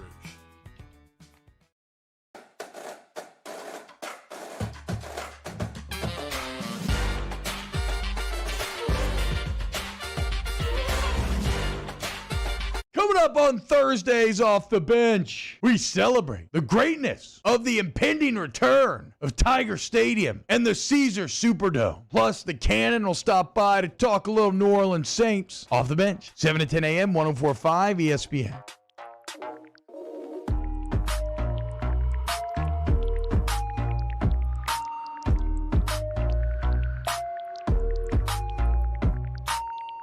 This is Hunt and Hill on 104.5 ESPN Baton Rouge. Back here on Hunt and Hill, Shea Dixon in 15 minutes. For that, it's our pleasure to be joined by a 6-time Pro Bowler, 2-time first-team All-Pro, second-team All-American back in 05, an All-SEC player and a BCS national champion who can now add Louisiana Sports Hall of Fame inductee to his name. That's Kyle Williams. Kyle, congratulations. We appreciate some time. How are you? Thanks, guys. Doing well. How are you? Doing very, very well. It's our pleasure to have you here on the show. I mean, how did it go down? Did you get that phone call recently? Yeah, I got it a while back. Ronnie Rance called me. I didn't really get to fully enjoy it. I don't guess it was on a Sunday afternoon, and we were up at the facility at Ruston High getting ready to play a football game. So we had a lot going on there trying to figure that game plan out, and he just kind of hit me with that. So kind of turned the page pretty quick. But, you know, I'm very appreciative of the honor and humbled anytime that you can get recognized in a place that you call home, and obviously that we've come back to stay and raise our family and be here. Yeah, I've got that written down, and I wanted to get to it at the end, but we'll go to it now. Tell everybody what you're doing now that you've stepped away from the NFL. I'm working at Ruston High School, helping our football team. You know, doing some day-to-day stuff around there and chasing those kids up there and chasing the 5 of my own I have at home. So I've got a full-time gig going on one way or another. Understood. Well, I want to talk about, you know, a lot of different things, but we'll start at LSU. And when you committed and came to Baton Rouge, you know, LSU had been asleep for a decade, essentially. Could you see the next 20 years of what was going to happen in Baton Rouge as it was starting? And obviously you remember that 2003 team that got over the hump. Yeah, you know, I don't think at 19 years old, 18 years old, when you're getting recruited, you have the foresight to go, hey, they're really going to do something over the next 20 years. You're really looking at the, you know, it's hard to see past the tip of your nose. I know that a good friend of mine, Andrew Whitworth, and guys that I played with had gone right before me there. They had won the SEC championship and the Sugar Bowl my senior year, the year that I was getting recruited. So you could tell that Coach Saban was building some momentum. He had obviously brought in some really good players. And then being 4 hours away in my home state, you know, a whole lot of other variables come into play in that. I wasn't sure what the longevity of it looked like, but I thought at the moment that was going to be a really good place to go to school, obviously a special place, and it ended up working out. Talk about your relationship with Andrew Whitworth, and tell me what it's like seeing him still out there getting it at the age he's at, playing at a high level. Andrew Whitworth, I can't stand the guy. He's one of the biggest jerks I've ever been around. We went to rival high schools. He married a girl from my hometown. We lived together in college. He's been one of my great friends throughout, you know, post-high school life. We still talk, you know, about bi-weekly now. You know, he's still playing, and really all I can end up saying is, like, he's a lot tougher than I am to keep going the way he's going. But he's a great player, great person. It's been an incredible friend, and I'm so proud of him. I can't stand it. It's been almost 20 years since you played for Nick Saban. Was the guy that you played for 20 years ago and the guy that you see on the field today and in interviews today, is it the same guy? But you're talking about the version of myself? No, Nick Saban. Oh, Nick Saban. Oh, I don't know. I would be lying to you if I told you that I'm like zeroed in on like whether it's his interviews and all this. But it looks like on Saturday afternoons he still carries that same intensity and same fire that he did all those years ago. And obviously, those have spilled over into his teams and the incredible run that they've had over the last however many years. You played for one team your entire career. Did you ever consider leaving, and why'd you stick around as long as you did? No, I really never considered it. I think there may have been one opportunity later on. I was approaching free agency the year before I retired, and there were some opportunities out there. But really at that point, I didn't have any interest going anywhere else. I really couldn't envision myself playing anywhere else. I would equate Buffalo very similar to Baton Rouge. I mean, it's a great place. The people there love their community. They love their team. They show up for it. And it was a great place to play football. Talk about your favorite moment from the NFL. I know I remember December 30th of 2018 when you guys whipped up on the Jets, and just the love you got from the home fans there. That was powerful to me. But what was your favorite moment? Well, really, there's so many highs and lows that really even the lows become highs because I think they kind of build maybe who you are and the player you become and maybe the person you become. But really, if you talk about like that day, everybody knew about the game and saw what happened at the game, and I had a great opportunity to, kind of have a walk-off moment, which really doesn't happen. But in pregame, I didn't know until we got down to the field that Sean McDermott had addressed everybody that they were going to go out and they weren't going to allow me out. I was going to have to come out by myself, which is not really what I wanted to do. I really kind of pushed back on that, but he made me do it. And then when I come out, he had my wife, all my kids, my mom, my dad, everybody out there waiting for me at midfield when they kind of announced me as the only starter for the game. So I think in, however many hundreds of NFL games, a couple hundred, whatever, roughly, that would take the cake, having the opportunity to share that moment with them. I'm chatting with Kyle Williams, former Tiger, Buffalo Bill, and now a member of the Louisiana Sports Hall of Fame as of this coming summer. What did that playoff berth mean in 2017 after some significantly lean years in Buffalo to finally get into the playoffs? It's really it was really special just because the culmination of like a lot of hard work, a lot of just kind of sticking it out and grinding it out, lots of different teammates. But I think more than anything is really not that everybody has it known, but it really highlighted the special connection between the community of Buffalo and their football team. And nationally, you got to see, the thousands and thousands of fans at the airport after the game. And, really got to see the passion of the Bills fans displayed on a national level. And really what I think it's done is let guys around the league know that, hey, if you're really committed to being a football player and being your best and playing in a great place to play football, it really doesn't get any better than that community. I know you just talked about the Bills, man. I got a funny question for you. How in the world has someone not broken a neck or back jumping through all those tables? Well, I think it's got something to do with some height ratio. I'm not real sure, depending on how high the RV is they jump off of. But or it may be they're good and loosened up from either stretching or maybe doing some other things to get ready to go. But they have definitely destroyed some $40 tables. This may be the best Bills team since that run in the 90s. How far do you think this team can go? I think they're equipped to go as far as they want to. Obviously, when you come in to the season, you got to have some things happen. You got to remain healthy. It's such a quarterback-driven league that they have the quarterback that can make some things happen. And I can tell you with Leslie Frazier there and Sean McDermott there kind of having their hand in the defense, they're always going to be very sound. They're going to play hard, and they're going to be really equipped to go as far as they can. Obviously, Super Bowl run, stuff like that, you got to have a couple things bounce your way. But I'm really looking forward to watching them through the rest of the year. Give me one golf course you've got to check off the bucket list that you haven't done yet now that you're in retirement. Oh, man.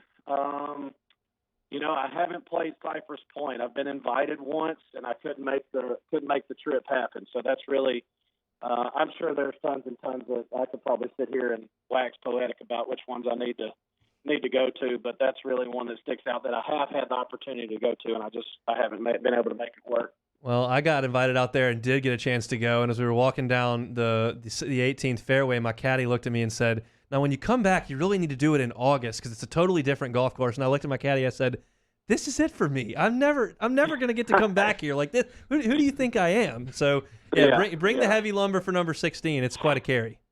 Well, I would just be happy to be there. Probably similar feelings you had. Like, hey, I'm just going to enjoy the day and not worry about August. It certainly was. It was awesome. One day you'll get a chance to do it again. Kyle, we really appreciate some time. Congratulations again, and best of luck with everything that's going on. You got it, guys. Thanks a lot. Have a good one. He's Kyle Williams, former Tiger and Bill, and new inductee to the Louisiana Sports Hall of Fame. I'll go through kind of what I gave you at the top of last segment, but a lot of great stuff going on at the Louisiana Sports Hall of Fame as I pull up my talking points here. So what's coming up next month, November 15th and 16th, the golf tournament presented by LaBerge and University Club, sponsored by Relief Windows. On the 15th of November from 6 to 9, there's a Taste of LaBerge, a $25,000 putting contest. You can meet the celebs. And then on the 16th, the next day, there's a 10 a.m. shotgun start out at U Club, tons of food and drink. You can win a Mercedes. You make a hole-in-one. There'll be a DJ spinning hits all day. You can sign up at lasportshall.com on the events tab to register.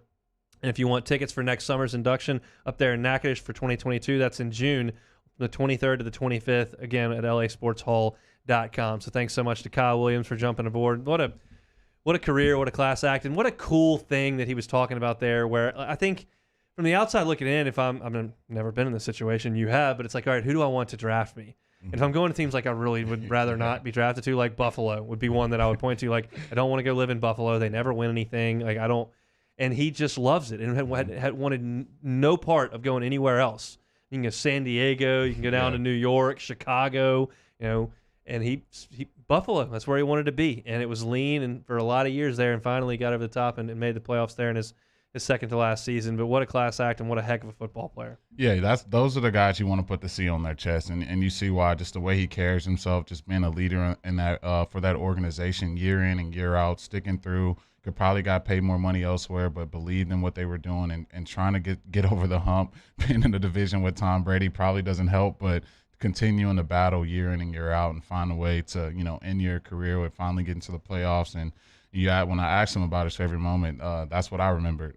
Just the fans and everyone, supporting him and cheering him on just for everything that he gave to the city of Buffalo. So definitely a beautiful career from Kyle, and I'll be cheering him on with his Ruston football team. Headed into the Louisiana Sports Hall of Fame. A guy who needs to be in a lot of Hall of Fames, Shea Dixon. He'll join us next. Hunt Palmer, Jeremy Hill, Hunt and Hill. In times of need, get a full list of phone numbers, websites, and other important emergency information on the Demco Stormwatch page at 1045ESPN.com. There it is, the extra mile, on the border of expected and extraordinary, for those willing to go further, like vans customized for work or play, with safety and tech to keep you connected, supported by a 5-star sales, service, and finance team, and backed by the 1-star you know. So go the extra mile. It's never crowded, because so few have what it takes to go there. Mercedes-Benz Vans.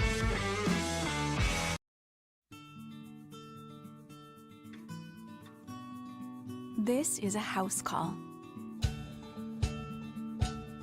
This is a follow-up appointment. This is a diabetes checkup. This isn't just more convenient care, it's more advanced care. This is innovating healthcare at Louisiana's #1 hospital, Ochsner. If you're in an accident, a car accident, a slip and fall where you're injured, you need to call an attorney. The defendant insurance company, it's their goal to close the case as quickly as possible and pay out the least amount of money as possible. That's why it's important to call an attorney, and call the law offices of O.C. Brown. At the law office of O.C. Brown, we're a family-owned firm. We want to be your law firm for a lifetime.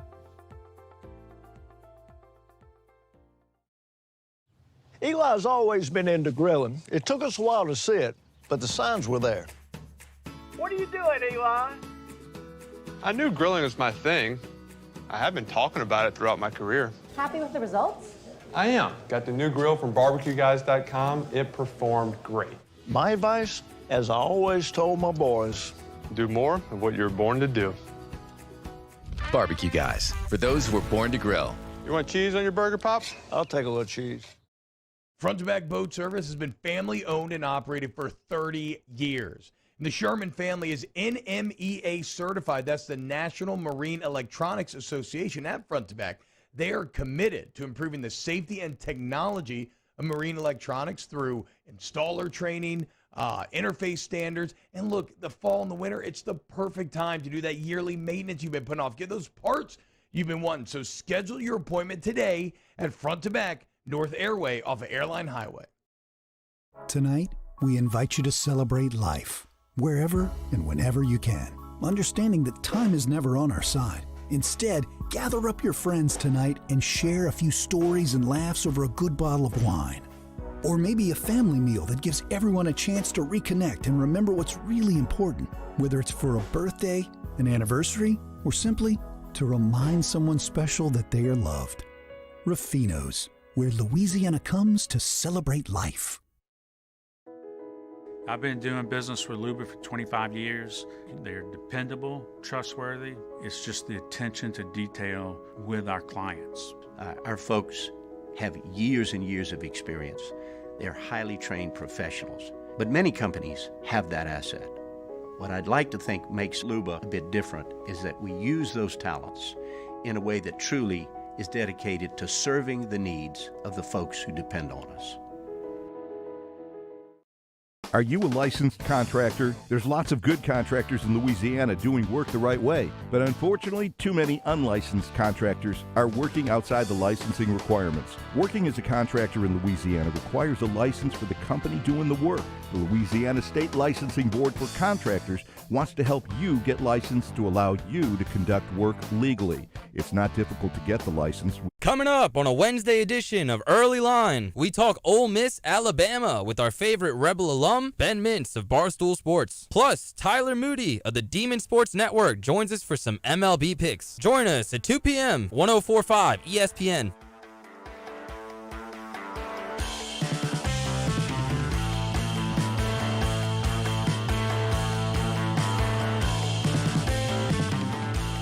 This is Hunt and Hill on 104.5 ESPN Baton Rouge. Shay, I introduced our last guest as a two-time All-Pro, second-team All-American, first-team All-SEC, national champion, and Louisiana Sports Hall of Fame inductee. How would you like me to intro you? The guy that you texted a few hours ago and said, do you want to come on? And I said, yeah. And you said, send me some notes on recruits and I'll do some research. And I didn't send you anything. You sent me a whole bunch of nothing, but I made an attempt and I was stonewalled. So you sent me nothing. So we'll go without the notes, but I appreciate you joining us. Look, so first of all, before we get into any of that, we have no restrictions. This feels just like 2019 pre-COVID. Yeah, absolutely. I mean, you look at it and think, let me ask you this. What was the last big home game for you that LSU's had? A&M. Crowd-wise. A&M. But it was a blowout. It was the biggest LSU Tiger Stadium electric environment? Well, I mean, I cried when he wore the jersey with the EAU excellent, if that counts. But no, I think Florida and Auburn from that year would probably count. Okay. So I say Florida is fair because Auburn was a day game. Yeah. But both those were tight. That was, 730 days ago? I mean, you've got to think that a lot of these recruits who are 17 years old now, they were 15. They haven't seen really beyond maybe when they were freshmen or early sophomores in high school what it looks like for Tiger Stadium to be alive. And it is different, and Jeremy can speak of it, I'm sure, and especially as a Baton Rouge kid, but if you grow up and you go to games or whatever and you've experienced it, but when you're a recruit and you have an offer and you're talking to the coaches and you're hearing from other coaches at other big schools and then you get to experience that environment, which, comes around just a few times a year. It's special. So I think this is, I wrote about this too in an article that's running later today, that they won a national championship in 2020, January, and then immediately 2 months later, Hunt, go into COVID and it's a dead period, and it was for 15 months. They didn't have kids up there holding the trophy and looking at the Heisman and taking pictures and showing it to all their friends. They didn't get any of that. So this weekend is the biggest home game recruiting environment for them since well before the national championship was won. And I pull up go247.com right now, the two lead stories. 5-star linebacker visiting LSU this weekend by Steve Wiltfong, and then you have your VIP tidbits up as the visitor list grows. So what kind of numbers are we looking at this weekend in terms of how many guys are on campus, and are there officials that are starting here? They're only going to have one official. It'll be Earl Little, a guy out of Florida. He plays at American Heritage, the DB, and he's had this visit set since the summer. And I think he was even into this week was trying to say, okay, should I come for Auburn or Florida? So we'll see what happens there. Orgeron's strategy, which isn't a bad one when you consider everything that's going on now with recruiting, has always been to try to have kids take officials closer to the early signing period and as few of them as possible, like on game weekends. And the reason being, you play Auburn at 8 o'clock this weekend. Well, Friday night, the whole staff's with the team, and they're at team meetings and team dinner. And then Saturday, you're preparing all day, and you're with the team, and you get to walk around with the recruits, on the field before the game and maybe have a coach or two talk to some families in the Lawton room or whatever it is, but no real interaction. Then you're getting out of the stadium at 12:30 or 1. I mean, you're not going to dinner that night or something. So basically you have kids in on an official and spend that, and then only spend time around them Sunday morning at breakfast before they get in the car and leave. So his goal has always been get it closer to signing day, get it on weekends where we don't have games, whatever it might be. But certainly he isn't in the camp of don't get kids in. And you'll expect all the big names out of Louisiana that are committed. Jake Johnson, obviously, is one of their big commitments. He'll be in watching the Tigers, and his brother Max. Quincy Wiggins, a lot of the, Shaz Preston, the Louisiana names we've talked about. And then Steve Wiltfong confirmed this morning from Harold Perkins, number one linebacker, 5-star out of Houston, that he was down to going to LSU this weekend or A&M, and those have kind of been two schools in the mix for him. And he said, hey, look, I'm coming down to Baton Rouge for the weekend. So I think everybody is getting or sensing that this could be a pretty good environment and a good game. I know every year the coaching staff has a recruiting board and guys that they really would like to have in the recruiting class. Do you know if there's any guys this week that are going to be at the game this weekend that you think this class could really use? Yeah, I mean, I think in-state wise, Shaz Preston, receiver out of New Orleans, and we know that they want to add more receivers, or at least one or two more, and he'd be a top guy on that list. And they only have one defensive lineman committed right now. So Jamon Tapp is a guy committed to Texas that they want to get in, and he's from the Donaldsonville area. He's already visited once for a game. But Quincy Wiggins out of Madison Prep's a big one. I look at really the rest of the way in Louisiana. Kendrick Law, Le'Veon Moss at running back. Kendrick's an athlete up in Shreveport. They've sort of narrowed the board down enough to where you've got 6, 7, 8 guys, Austin Osbury. There's some others in that mix, but that you're really targeting. And I think at this point, you're just trying to get them in as much as possible and really have them spend time around Walker Howard and Will Campbell and Emory Jones and all these guys that you've had committed that are pretty firm and want to do some recruiting for the class. So I think that will be the goal moving forward, especially because we're about to hit this nice stretch of SEC play, is get the guys who are offer and takes as seniors in as much as possible. And I'll say this, on the big board for when you look at next year and you say, okay, we've already offered some guys as the LSU staff, what's our goal in terms of getting them in? I know a lot of these juniors have said that they've been pushed hard. Hey, come this weekend.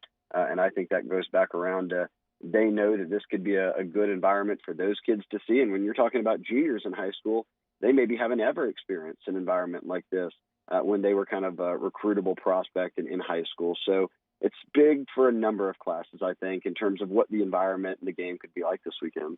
Who are the guys already in the class that are doing the heavy lifting on that? I thought we had Russell Shepard a couple weeks ago on. And I thought his stories were fascinating. I've talked to Jeremy about it, but in terms of this class, who are the big linchpins that are doing the recruiting? Yeah, I don't know if anyone will ever live up to the Shepard billing. I mean, he was essentially a coach at that point. He was just working guys left and right, getting people rides in. I'll come get you. Yeah, he was an ace at it back in the day, and that was before social media really. It's not like you could just like DM a guy. Like he was tracking down numbers, home sales, needed to get through to somebody to get that kid in town. Now it's a little bit easier, but I've circled from the start. It's Walker and Will Campbell, and Walker Howard, the quarterback, Will Campbell, your left tackle. That's two positions that I've said it many times, that Louisiana just doesn't produce at any sort of high clip. They don't put out a Lale Collins every year at left tackle. They don't put out a Ryan Perilou every year at quarterback. And now we're on a nice little run, actually, of them having some nice quarterbacks all around the state these next couple of cycles. But obviously Walker's up there with the best of them. And him and then Will Campbell being a North Louisiana guy, I think it's a nice mix. Campbell knows a lot of guys up there. Walker knows a lot of the guys down here from camps and playing each other on Friday nights and being recruited and seeing each other on visits. And I think those are the two guys who sort of spearhead things for you. And certainly a guy like Walker, your quarterback, and your big O-lineman, your top O-lineman that at least maybe carries the most expectations. Those are the kind of guys you want to see develop into leaders once they get onto campus and get a couple years under their belt. I know you talk very highly of Will Campbell, but what other offensive linemen in the state that you think LSU has their eyes on and could probably really use next season? Yeah, I mean, I think that they feel as good about Emory Jones almost as they do about Will Campbell. And you look at Emory Jones, I know saying someone offensive guard or, an interior player isn't always as fun to think about as maybe grabbing a really elite tackle. But, boy, I think they need help at all five spots when you look into next year and who all they can lose from this year's roster. So a guy like Emory Jones, and look, Emory plays right tackle. I think he plays some left tackle right now. Will Campbell's playing offensive tackle right now. A lot of those guys will do it in high school. But once you get here, we've seen it many times. Look, Lael played some offensive guard. Ethan Posick played some offensive guard. If you're really going to get your best guys on the field, I think they think Emory Jones is right up there with Will Campbell in terms of what he could maybe bring to this team next year. He's on the bigger. He's probably 340, so he's a big offensive lineman. But we've seen him enough on the field. We've seen him on the basketball court where he's pretty nimble-footed for a 340 guy. You would think he probably trims up a little bit, but he'll be a true offensive guard for you. And, gosh, I think he's going to be competing to start next year just as well as Will Campbell would be. Anybody in the state or that's on their wish list that this is a big weekend for LSU, they're having a ton of guys come in, and you're looking at, oh, that guy's going to Tuscaloosa, or, oh, that guy's headed somewhere else. That's not a great sign for this weekend? No. Yeah, no, not right now. And I think that's probably a great thing, right? You would think that a lot of the Alabama's pushing for a lot of guys, or at least Ole Miss and Alabama, for that to be a marquee game this weekend. I think that LSU's done well so far in terms of getting guys committed for this weekend. I haven't talked to anybody, actually, that said, hey, I don't know yet, or I'm between that game and this game. But Shaz Preston, for instance, is one that's being recruited by both. He's expected to be at LSU. Quincy Wiggins is in that same boat.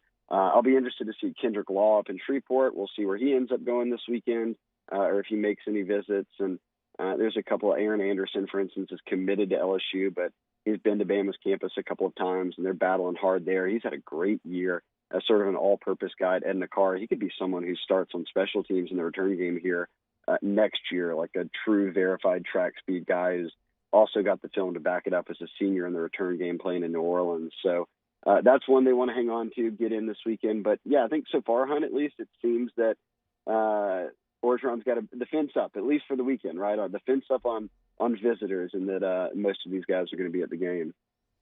Shay, we appreciate it. We'll see you in Tiger Stadium on Saturday. Yeah, so you didn't need any notes. Y'all knew what you were doing. Yeah, we got it all in lockdown. Shay Dixon, Go247. Look, if you want to get the visitor list, you want to get the tidbits, you want to get information from the prospects after they visit campus. On Sundays, they always put up a good piece of people talking to recruits. Shay and the boys at Go247 are the absolute best at it, so we appreciate him for jumping on. I'm excited. Look, it's going to be fun. I was really hoping entering Central Michigan week when we were feeling kind of down that, hey, find a way to beat Central Michigan. Probably should. We'll see. And then if you go to Starkville and just win by one, and they barely won, but just win by one, you should set up a nice atmosphere against Auburn. I realize there are still some who are apathetic about the team or whatever restrictions are in place, and all. I get all that, but it's going to be pretty full in there and pretty jumping in there when they kick it off against Auburn, and that should be good for the team and certainly for the recruiting class. Oh yeah, it was pretty loud from McNeese, and that's McNeese. So I can only imagine Auburn coming into town. We just won, and I know everyone knows if we win this game Saturday, everyone's going to be feeling really good in Baton Rouge about the Tigers, even after losing to UCLA. So I think it's going to be an electric atmosphere. It's going to be perfect for recruits to come into town and really see what Death Valley has to offer, and I'm excited to see it. Come back and close it out. Hunt and Hill on a Wednesday. This is Hunt and Hill on 104.5 ESPN Baton Rouge. Our listeners fire off their opinions on the jimsfirearms.net hotline at 499-1045. Keep listening for your next chance to shoot us your thoughts with the jimsfirearms.net hotline on 104.5 ESPN Baton Rouge. During these challenging times, we know your healthcare needs don't stop. Cancer, accidents, injuries, and heart disease are relentless. So we are relentlessly innovating to keep you safe, both virtually and in person. Connecting you with providers remotely, advancing clinical spaces, providing rapid and accurate testing, social distancing, and certified cleaning protocols. We are Auctioner, and we will not slow down. Auctioner Health, innovating healthcare. Crime has serious consequences, but anyone can make a mistake. If you find yourself in trouble with the law, know that you have rights, and it's okay to demand them. The law offices of O.C. Brown are here to protect you and your rights. Felony or misdemeanor, DUI or drug charge.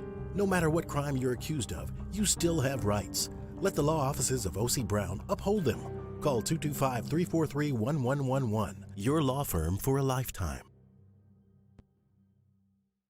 Gulf Coast Office Products is a nationally recognized Savin office equipment dealer based right here in Louisiana. Over 100 employees strong, Gulf Coast has the boots on the ground to support all vertical markets from education, engineering, legal, and finance. With the latest in office technology, from desktop to production segment units, Gulf Coast and Savin have the perfect fit for you. Call 225-756-2644. That's 756-2644 for Gulf Coast Office Products. ServiceMaster Elite create clean, disinfected work environments. As a local business, we take pride in serving the New Orleans and Baton Rouge areas.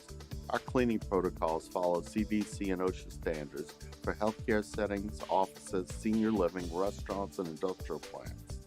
Contact ServiceMaster Elite to get your operation ready for reopening with germ disinfection cleaning. ServiceMaster Elite, the trusted choice in professional cleaning since 1996.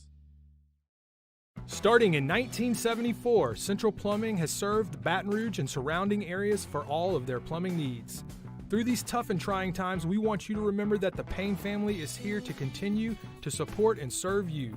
As a multi-generational business, there is no job that is too big or too small. Residential, commercial, industrial, hospitality, we're here for anything you need. 24/7, 365. Give us a call, 225-925-8552. It's no secret. The best oysters in Baton Rouge are at Jolie Pearl Oyster Bar. Enjoy mouth-watering South Louisiana flavor and oysters from all over the country. And don't forget our nightly drink specials.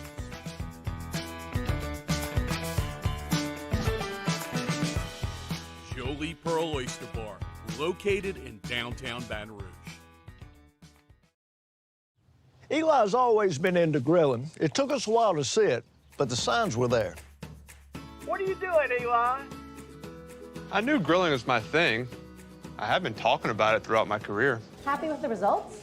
I am. Got the new grill from barbecueguys.com. It performed great. My advice, as I always told my boys, do more of what you're born to do. Barbecue Guys, for those who were born to grill. You want cheese on your burger, Pops? I'll take a little cheese. Front to Back Boat Service has been family owned and operated for 30 years. And the Sherman family is NMEA certified. That's the National Marine Electronics Association at Front to Back. They are committed to improving the safety and technology of marine electronics through installer training, interface standards. And look, the fall and the winter, it's the perfect time to do that yearly maintenance you've been putting off. Get those parts. Hey, it's Matt Moscona inviting you to join us for Wednesday's Hump Day AFR presented by Pluckers. Former LSU and current Auburn quarterback TJ Finley joins us. Hopefully, you'll join us as well. 3 to 6, 104.5 ESPN Baton Rouge.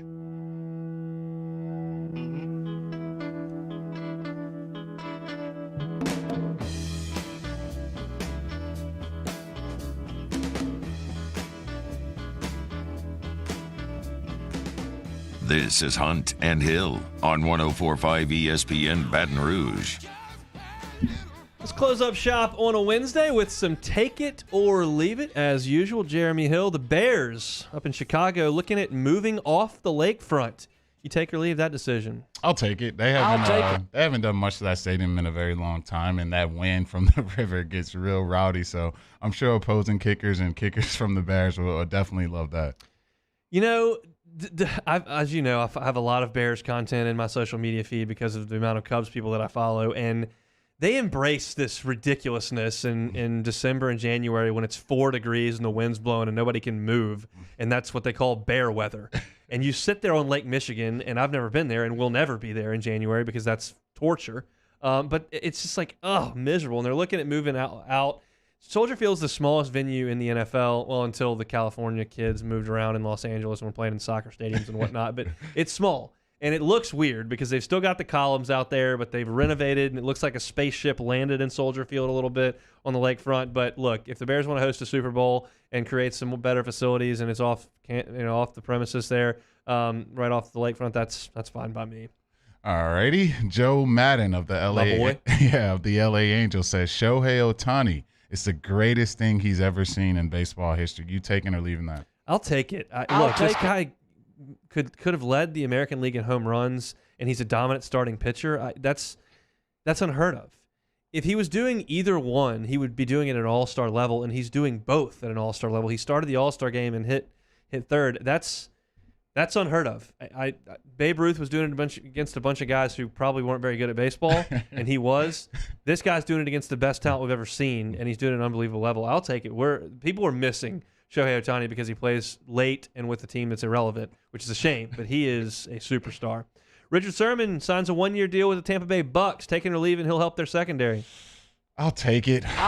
They've just been so decimated at the cornerback position. I feel like just anyone with any type of experience right now will bolster that secondary. They've given up 1,015 yards in 3 games, so they're going to need some cornerback play because it's getting real bad for the Bucks right now in that secondary. All right, St. Louis Cardinals win their – I know you love this. St. Louis Cardinals win their 17th straight game as they secure a wildcard berth in the NL. Are you taking or leaving the Cards can make a playoff run this year? I'm leaving it because they're the Cardinals. We don't talk about the Cardinals on this program. It's the least likable franchise in the MLB. We do it the Cardinal way. We're more noble and more sophisticated than you, and our fans know more, and we're always right. Shut up. They suck. They got lucky. They've ripped off 17 in a row. They're going to bow out quickly in the postseason. Yachty will come back for another year and be overrated and a jerk and the least likable player in the MLB, and we still won't talk about him. We talked about the Cardinals enough. Thank you. Let's move on. Right. The Arizona Wildcats football team holding walk-on tryouts this week as they start 0-4, taking or leaving mid-season tryouts for a Pac-12 program. I'll leave that. Man, what are we doing? God, we got the kid from the band, the kid in Chemistry 2000 coming over to the football facility. God, man, those football players must feel bad. If they let anyone who was taking classes for the last month come play a snap this season, it is going to be bad for Arizona. It's not a good look. That whole conference is kind of looking over at Oregon going, all right, guys, come on. Let's play good. Everybody get out of Oregon's way because we're a laughing stock. We hadn't made it in 4 years, and we'd like them to show up. So we'll see if Oregon can get through it. Obviously, UCLA stubbed their toe, and USC's already fired their coach, and it's a mess at a lot of places, but they're all kind of looking at Oregon and try to carry the mail for them. I got one here that's interesting. Georgia Southern has an injured defensive lineman, Gavin Adcock, and they were on the buses heading into the game, and he climbed out the window, got on the roof of the bus heading to the game, and chugged a beer.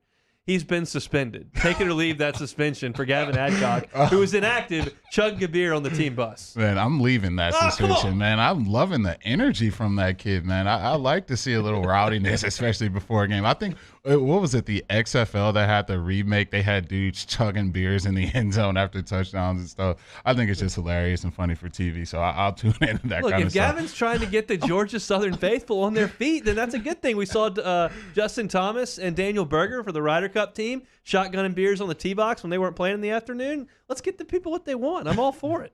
Yeah, I think it's the last one. Bryson DeChambeau, you're going to like this one. So, said he felt like he won a PGA Tour tournament as he advanced into the second round of the Professional Long Driver Association World Championships. How about that one? Are you taking or leaving? Winning a tournament is bigger than winning on the tour.